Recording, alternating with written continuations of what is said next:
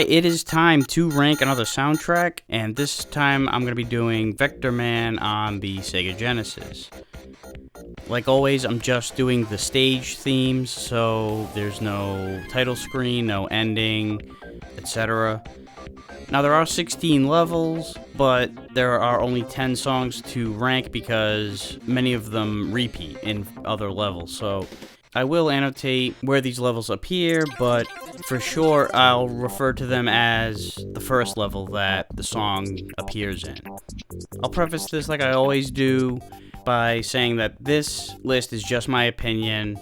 It doesn't mean any less or more than your opinion, so feel free to leave comments of what you agree, disagree with, etc. I encourage discussion and debate.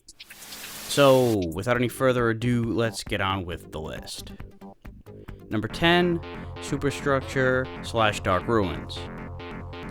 It's very upbeat and fits the environment of a run and gun type of game, but it's very repetitive. Basically, it's the same riff over and over again with a slight variation of the beat pattern, and the chords change up here and there, but it still slogs on. Number 9, Staying Alive. It sounds like it's gonna be awesome. It's got a cool riff, but kind of like Superstructure, it gets repetitive because, well, it's the only riff in the whole damn song. The one thing it has going for it, though, is that they do add other instrumentation on top of it in some sections to fatten it up, and a few drum breaks, which are underwhelming, but they at least add something to cleanse the palate a little bit. Number 8, Metalhead.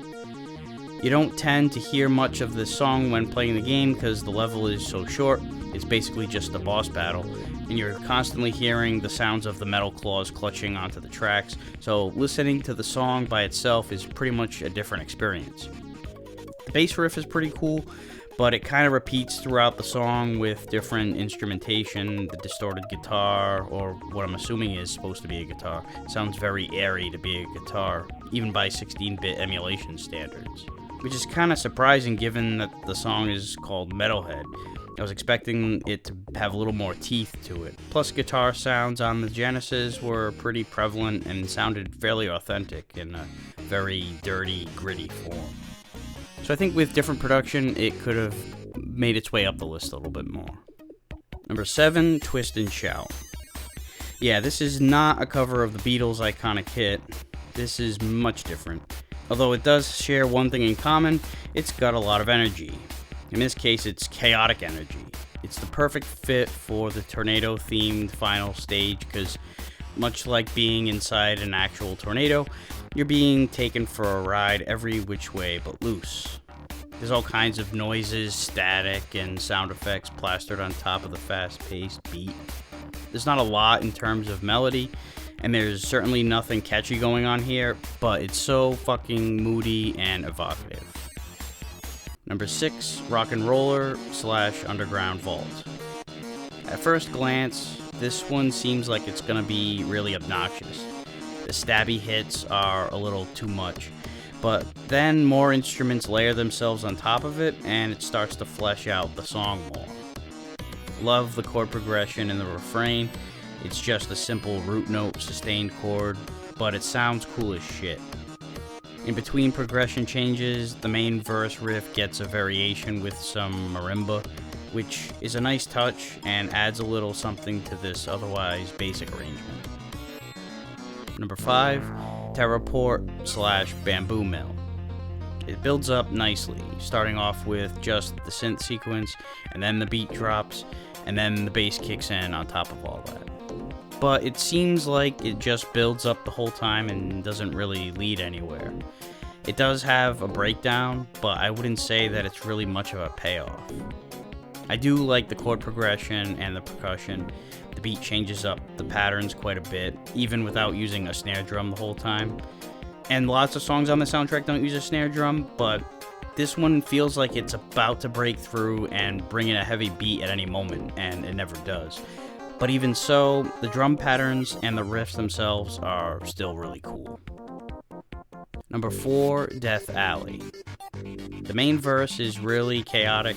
You've got these two riffs on top of each other, both of which have very different tones, but they're both really abrasive, and one of them, the first one you hear in the intro, has a really choppy, almost off-timed pattern.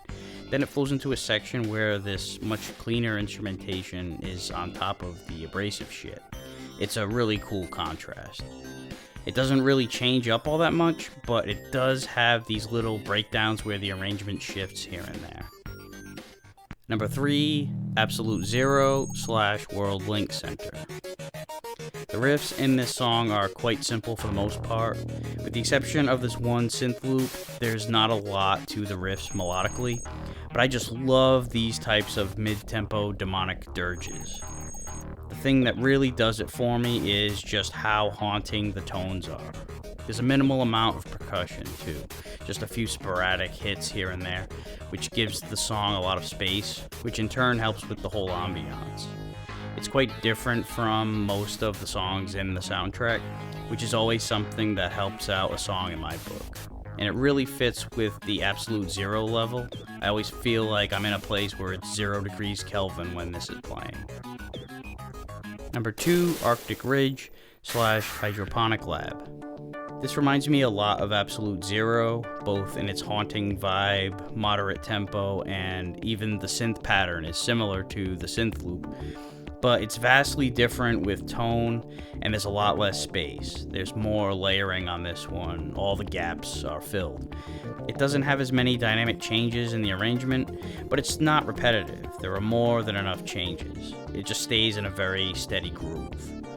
I honestly had a hard time picking between this and Absolute Zero for number 2. In fact, that answer might change tomorrow, but I settled for Arctic Ridge. And number 1, Tidal Surge / Nightscape. This song is similar to Teraport in that it's more or less a build-up for the most part, but this song actually does lead to something. It's not the most catchy or intense refrain of all time or anything, but it does pay off.